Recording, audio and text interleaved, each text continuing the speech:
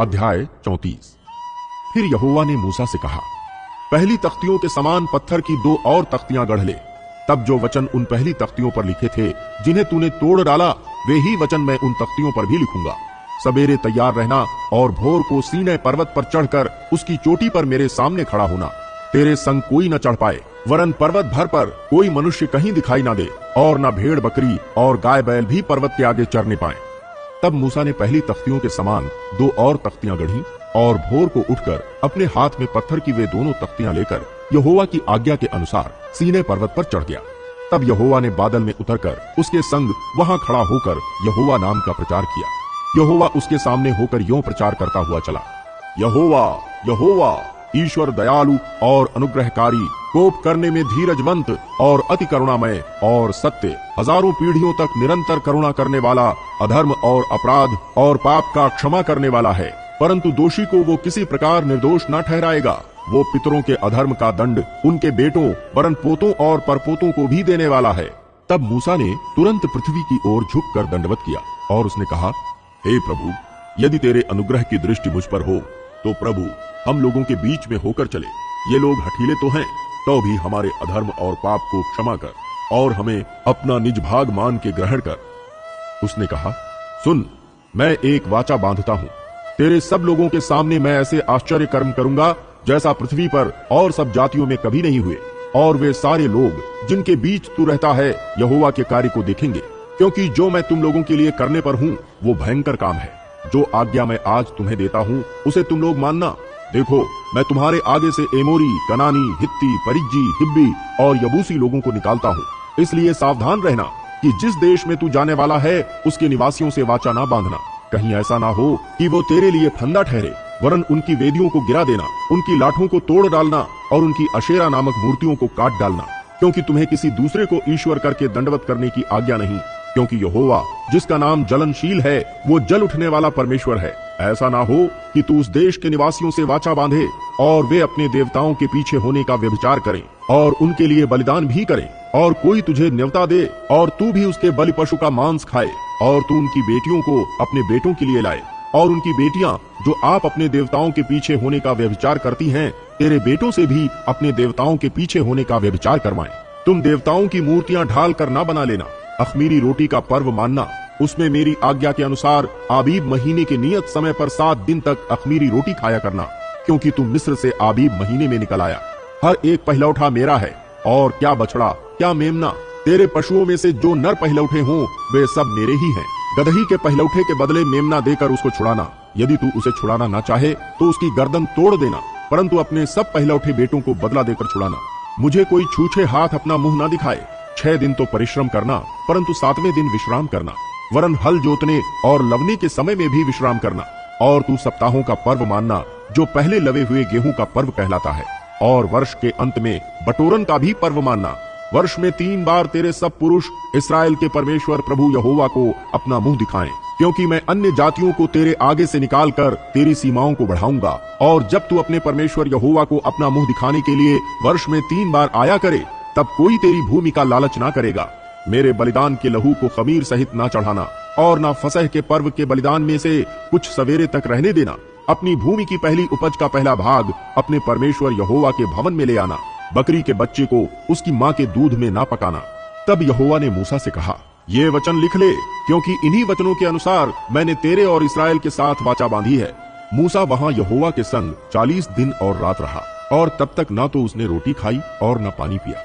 और उसने उन तख्तियों पर वाचा के वचन अर्थात 10 आज्ञाएं लिख दी। जब मूसा साक्षी की दोनों तख्तियां हाथ में लिए हुए सीनै पर्वत से उतर रहा था, तब यहोवा के साथ बातें करने के कारण उसके चेहरे से किरणें निकल रही थी, परंतु वो ये नहीं जानता था कि उसके चेहरे से किरणें निकल रही हैं। जब हारून और सब इस्राएलियों ने मूसा को देखा कि उसके चेहरे से किरणें निकल रही हैं, तब वे उसके पास जाने से डर गए।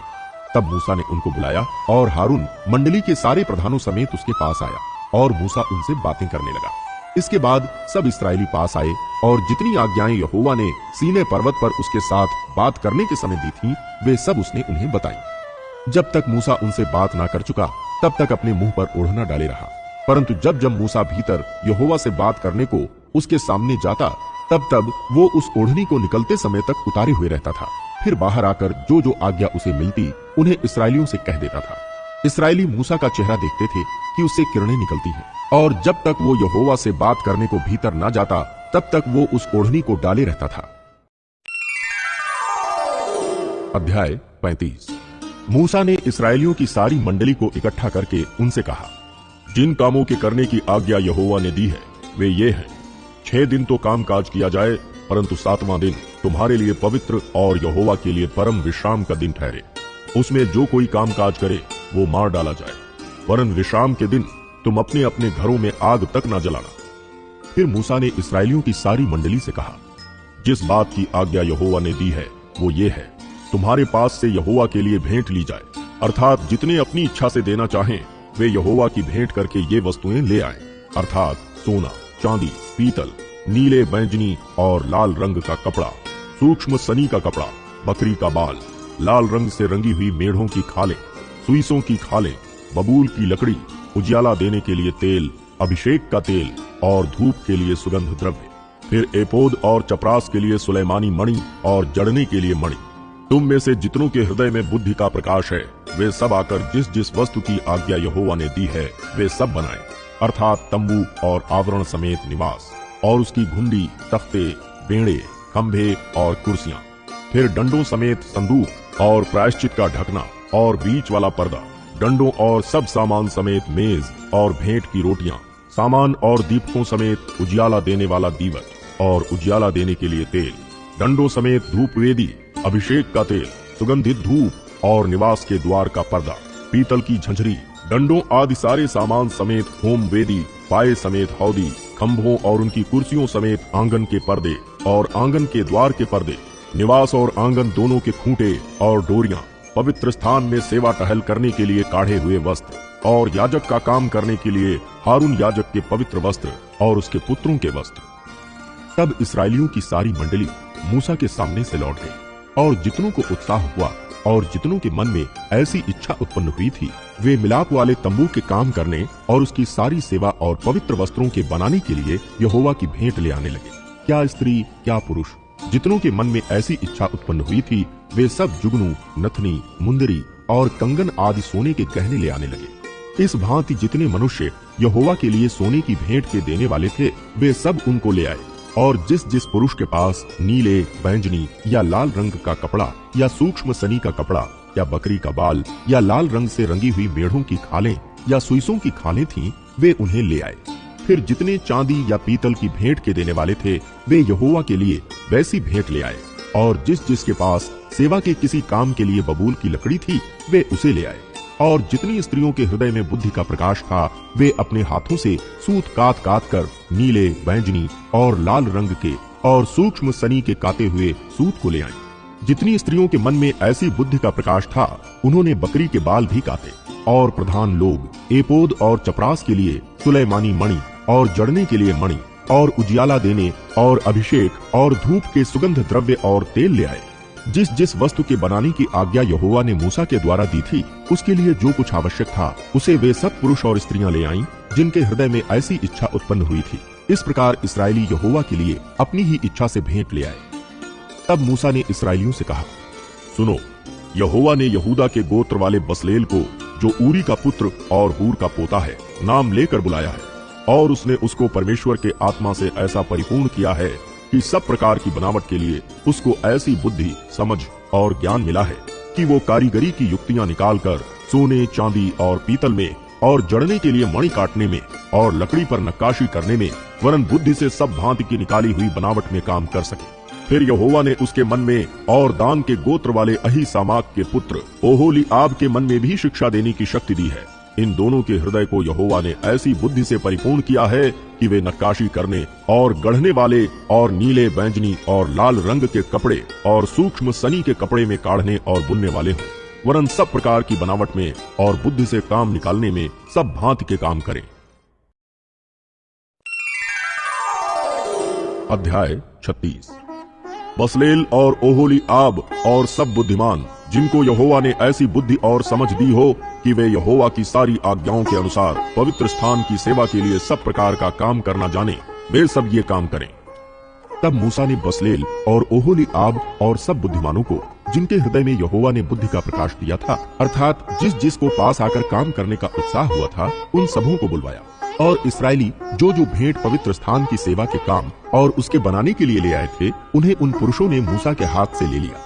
तब भी लोग प्रति भोर को उसके पास भेंट अपनी इच्छा से लाते रहे। और जितने बुद्धिमान पवित्र स्थान का काम करते थे, वे सब अपना अपना काम छोड़कर मूसा के पास आए और कहने लगे, जिस काम को करने की आज्ञा यहोवा ने दी है, उसके लिए जितना चाहिए उससे अधिक वे ले आए हैं। तब मूसा ने सारी छावनी में इस आज्ञा का प्रचार करवाया, क्या पुरुष क्या स्त्री कोई पवित्र स्थान के लिए और भेंट न लाए। इस प्रकार लोग और भेंट लाने से रोके गए, क्योंकि सब काम बनाने के लिए जितना सामान आवश्यक था, उससे अधिक बनाने वालों के पास आ चुका था। काम करने वाले जितने बुद्धिमान थे, उन्होंने निवास के लिए बटी हुई सूक्ष्म सनी के कपड़े के और नीले, बैंजनी और लाल रंग के कपड़े के 10 पर्दों को काढ़े हुए करूबों सहित बनाया। एक एक पर्दे की लंबाई 28 हाथ और चौड़ाई 4 हाथ की हुई। सब पर्दे एक ही नाप के बने।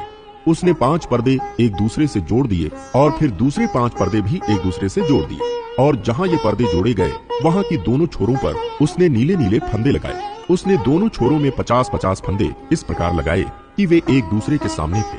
और उसने सोने के 50 अंकड़े बनाए और उनके द्वारा पर्दों को एक दूसरे से ऐसा जोड़ा कि निवास मिलकर एक हो गया। फिर निवास के ऊपर के तंबू के लिए उसने बकरी के बाल के 11 पर्दे बनाए। एक एक पर्दे की लंबाई 30 हाथ और चौड़ाई 4 हाथ की हुई और 11 पर्दे एक ही नाप के थे। इनमें से उसने 5 पर्दे अलग और 6 पर्दे अलग जोड़ दिए। और जहाँ दोनों जोड़े गए, वहाँ की छोरों में उसने 50-50 फंदे लगाए। और उसने तंबू के जोड़ने के लिए पीतल के 50 अंकड़े भी बनाए, जिससे वो एक हो जाए। और उसने तंबू के लिए लाल रंग से रंगी हुई मेढ़ों की खालों का एक ओढ़ना और उसके ऊपर के लिए सुइसों की खालों का भी एक ओढ़ना बनाया। फिर उसने निवास के लिए बबूल की लकड़ी के तख्तों को खड़े रहने के लिए बनाया। एक एक तख्ते की लंबाई 10 हाथ और चौड़ाई 1.5 हाथ की हुई। एक एक तख्ते में एक दूसरे से जोड़ी हुई 2-2 चूलें बनी। निवास के सब तख्तों को उसने इसी भांति बनाया। उसने निवास के लिए तख्तों को इसी रीत से बनाया कि दक्षिण की ओर 20 तख्ते लगे और इन 20 तख्तों के नीचे चांदी की 40 कुर्सियां, अर्थात एक एक तख्ते के नीचे उसकी 2 चूलों के लिए उसने 2 कुर्सियां बनाई। और निवास की दूसरी ओर अर्थात उत्तर की ओर के लिए भी उसने 20 तख्ते बनाए और इनके लिए भी उसने चांदी की 40 कुर्सियां, अर्थात एक एक तख्ते के नीचे 2-2 कुर्सियां बनाई। और निवास की पिछली ओर अर्थात पश्चिम की ओर के लिए उसने 6 तख्ते बनाए और पिछले भाग में निवास के कोनों के लिए उसने 2 तख्ते बनाए। वे नीचे से 2-2 भाग के बने और दोनों भाग ऊपर के सिरे तक एक एक कड़े में मिलाए गए। उसने उन दोनों तख्तों का आकार ऐसा ही बनाया। इस प्रकार 8 तख्ते हुए और उनकी चांदी की 16 कुर्सियां हुई, अर्थात एक एक तख्ते के नीचे 2-2 कुर्सियां हुई। फिर उसने बबूल की लकड़ी के बेड़े बनाए, अर्थात निवास की ओर के तख्तों के लिए 5 बेड़े और निवास की दूसरी ओर के तख्तों के लिए 5 बेड़े। और निवास का जो किनारा पश्चिम की ओर पिछले भाग में था, उसके लिए भी 5 बेड़े बनाए। और उसने बीच वाले बेड़े को तख्तों के मध्य में तंबू के एक सिरे से दूसरे सिरे तक पहुंचने के लिए बनाया।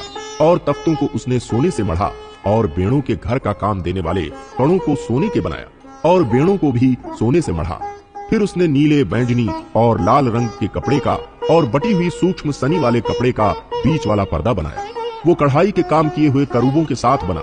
उसने उसके लिए बबूल के 4 खंभे बनाए और उनको सोने से मढ़ा। उनकी घुंडियां सोने की बनी और उसने उनके लिए चांदी की 4 कुर्सियां ढाली।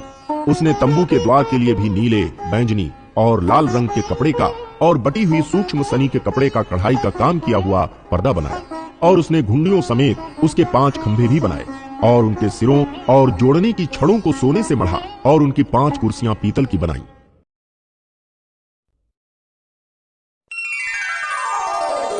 अध्याय 37। फिर बसलेल ने बबूल की लकड़ी का संदूक बनाया। उसकी लंबाई 2.5 हाथ, चौड़ाई 1.5 हाथ और ऊंचाई 1.5 हाथ की थी। उसने उसको भीतर बाहर चोखे सोने से मढ़ा और उसके चारों ओर सोने की बाड़ बनाई। और उसके चारों पायों पर लगाने को उसने सोने के 4 कड़े ढाले। 2 कड़े एक ओर और 2 कड़े दूसरी ओर लगे। फिर उसने बबूल के डंडे बनाए और उन्हें सोने से मढ़ा और उनको संदूक के दोनों ओर के कड़ों में डाला कि उनके बल संदूक उठाया जाए। फिर उसने चोखे सोने के प्रायश्चित वाले ढकने को बनाया। उसकी लंबाई 2.5 हाथ और चौड़ाई 1.5 हाथ की थी। और उसने सोना गढ़कर 2 करूब प्रायश्चित के ढकने के दोनों सिरों पर बनाए। एक करूब एक सिरे पर और दूसरा करूब दूसरे सिरे पर बना। उसने उनको प्रायश्चित के ढकने के साथ एक ही टुकड़े के दोनों सिरों पर बनाया। और करूबों के पंख ऊपर से फैले हुए बने और उन पंखों से प्रायश्चित का ढकना ढपा हुआ बना। और उनके मुख आमने सामने और प्रायश्चित के ढकने की ओर किए हुए बने। फिर उसने बबूल की लकड़ी की मेज को बनाया। उसकी लंबाई 2 हाथ, चौड़ाई 1 हाथ और ऊंचाई 1.5 हाथ की थी। और उसने उसको चोखे सोने से मढ़ा और उसमें चारों ओर सोने की एक बाड़ बनाई। और उसने उसके लिए 4 अंगुल चौड़ी एक पटरी और इस पटरी के लिए चारों ओर सोने की एक बाड़ बनाई। उसने मेज के लिए सोने के 4 कड़े ढालकर उन चारों कोनों में लगाया जो उसके चारों पायों पर थे। वे कड़े पटरी के पास मेज उठाने के डंडों के खानों का काम देने को बने। उसने मेज उठाने के लिए डंडों को बबूल की लकड़ी के बनाया और सोने से मढ़ा। और उसने मेज पर का सामान अर्थात परात, धूपदान, कटोरे और उंडेलने के बर्तन सब चोखे सोने के बनाए। फिर उसने चोखा सोना गढ़ के पाए और डंडी समेत दीवट को बनाया। उसके पुष्पकोश, गांठ और फूल सब एक ही टुकड़े के बने। और दीवट से निकली हुई 6 डालियां बनी। 3 डालियां उसके एक ओर से और 3 डालियां उसके दूसरी ओर से निकली हुई बनी। एक एक डाली में बादाम के फूल के सरीखे 3-3 पुष्पकोश, एक एक गांठ और एक एक फूल बना। दीवट से निकली हुई उन 6 डालियों का यही आकार हुआ। और दीवट की डंडी में बादाम के फूल के समान अपनी अपनी गांठ और फूल समेत 4 पुष्पकोश बने। और दीवट से निकली हुई 6 डालियों में से 2-2 डालियों के नीचे एक एक गांठ दीवट के साथ एक ही टुकड़े की बनी। गांठें और डालियां सब दीवट के साथ एक ही टुकड़े की बनी। सारा दीवट गढ़े हुए चोखे सोने का और एक ही टुकड़े का बना। और उसने दीवट के 7 दीपक और गुलतराश और गुलदान चोखे सोने के बनाए। उसने सारे सामान समेत दीवट को किक्कार भर सोने का बनाया। फिर उसने बबूल की लकड़ी की धूप वेदी भी बनाई। उसकी लंबाई 1 हाथ और चौड़ाई 1 हाथ की थी। वो चौकोर बनी और उसकी ऊंचाई 2 हाथ की थी। और उसके सींग उसके साथ बिना जोड़ के बने थे। ऊपर वाले पल्लों और चारों ओर के बाजुओं और सींगों समेत उसने उस वेदी को चोखे सोने से मढ़ा। और उसके चारों ओर सोने की एक बाड़ बनाई। और उस बाड़ के नीचे उसके दोनों पल्लों पर उसने सोने के 2 कड़े बनाए जो उसके उठाने के डंडों के खानों का काम दे। और डंडों को उसने बबूल की लकड़ी का बनाया और सोने से मढ़ा। उसने अभिषेक का पवित्र तेल और सुगंध द्रव्य का धूप गंधी की रीत के अनुसार बनाया। अध्याय 38। फिर उसने बबूल की लकड़ी की होम वेदी भी बनाई। उसकी लंबाई 5 हाथ और चौड़ाई 5 हाथ की थी। इस प्रकार से वो चौकोर बनी और ऊंचाई 3 हाथ की थी। उसने उसके चारों कोनों पर उसके 4 सींग बनाए। वे उसके साथ बिना जोड़ के बने। और उसने उसको पीतल से मढ़ा। और उसने वेदी का सारा सामान अर्थात उसकी हाड़ियों, फावड़ियों, कटोरों, कांटों और करछों को बनाया। उसका सारा सामान उसने पीतल का बनाया। और वेदी के लिए उसके चारों ओर की कंगनी के तले उसने पीतल की जाली की एक झंझरी बनाई। वो नीचे से वेदी की ऊंचाई के मध्य तक पहुंची। उसने पीतल की झंझरी के चारों कोनों के लिए 4 कड़े ढाले जो डंडों के खानों का काम दे। फिर उसने डंडों को बबूल की लकड़ी का बनाया और पीतल से मढ़ा। तब उसने डंडों को वेदी के किनारों के कड़ों में वेदी के उठाने के लिए डाल दिया। वेदी को उसने तख्तों से खोखली बनाया। उसने हौदी और उसका पाया दोनों पीतल के बनाए। ये मिलाप वाले तंबू के द्वार पर सेवा करने वाली महिलाओं के पीतल के दर्पणों से बनाए गए। फिर उसने आंगन बनाया और दक्षिण की ओर के लिए आंगन के पर्दे बटी हुई सूक्ष्म सनी के कपड़े के थे और सब मिलाकर 100 हाथ लंबे थे। उनके लिए 20 खंभे और इनकी पीतल की 20 कुर्सियां बनी। और खंभों को घुंडियां और जोड़ने की छड़ें चांदी की बनी। और उत्तर की ओर के लिए भी 100 हाथ लंबे पर्दे बने और उनके लिए 20 खंभे और इनकी पीतल की 20 ही कुर्सियां बनी। और खंभों की घुंडियां और जोड़ने की छड़ें चांदी की बनी। और पश्चिम की ओर के लिए सब पर्दे मिलाकर 50 हाथ के थे। उनके लिए 10 खंभे और 10 ही उनकी कुर्सियां थीं। और खंभों की घुंडियां और जोड़ने की छड़ें चांदी की थीं। और पूरब की ओर भी वो 50 हाथ के थे। आंगन के द्वार के एक ओर के लिए 15 हाथ के पर्दे बने और उनके लिए 3 खंभे और 3 कुर्सियां थीं। और आंगन के द्वार के दूसरे ओर भी वैसा ही बना था। और आंगन के दरवाजे के इधर और उधर 15-15 हाथ के पर्दे बने थे। और उनके लिए 3 ही 3 खंभे और 3 ही 3 इनकी कुर्सियां भी थीं। आंगन के चारों ओर सब पर्दे सूक्ष्म बटी हुई सनी के कपड़ों के बने हुए थे। और खंभों की कुर्सियां पीतल की और घुंडियां और छड़ें चांदी की बनी। और उनके सिरे चांदी से मढ़े गए। और आंगन के सब खंभे चांदी की छड़ों से जोड़े गए थे। आंगन के द्वार के पर्दे पर बेल बूटे का काम किया हुआ था। और वो नीले, बैंजनी और लाल रंग के कपड़े का और सूक्ष्म बटी हुई सनी के कपड़े के बने थे। और उसकी लंबाई 20 हाथ की थी। और उसकी ऊंचाई आंगन की कनात की चौड़ाई के समान 5 हाथ की बनी। और उनके लिए 4 खंभे और खंभों की 4 ही कुर्सियां पीतल की बनी। उनकी घुंडियां चांदी की बनी और उनके सिरे चांदी से मढ़े गए और उनकी छड़ें चांदी की बनी। और निवास और आंगन के चारों ओर के सब खूंटे पीतल के बने थे। साक्षी पत्र के निवास का सामान जो लेवियों के सेवा कार्य के लिए बना और जिसकी गिनती हारून याजक के पुत्र ईतामार के द्वारा मूसा के कहने से हुई थी, उसका विवरण ये है।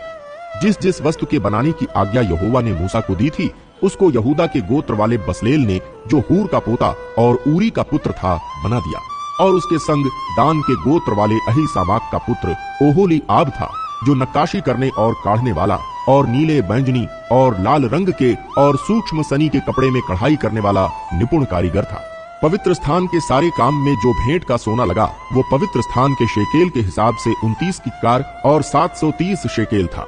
और मंडली के गिने हुए लोगों की भेंट की चांदी पवित्र स्थान के शेकेल के हिसाब से 100 किक्कार और 1775 शेकेल थी। अर्थात जितने 20 वर्ष के और उससे अधिक आयु के गिने गए थे, वे 6,03,550 पुरुष थे। और एक एक जन की ओर से पवित्र स्थान के शेकेल के अनुसार आधा शेकेल, जो एक बेका होता है, मिला। और वो 100 किक्कार चांदी पवित्र स्थान और बीच वाले पर्दे दोनों की कुर्सियों के ढालने में लग गई। 100 किक्कार से 100 कुर्सियां बनी, एक एक कुर्सी एक एक किक्कार की बनी। और 1775 शेकेल जो बच गए, उनसे खंभों की घुंडियां बनाई गईं और खंभों की चोटियां मढ़ी गईं और उनकी छड़ें भी बनाई गईं। और भेंट का पीतल 70 किक्कार और 2400 शेकेल था।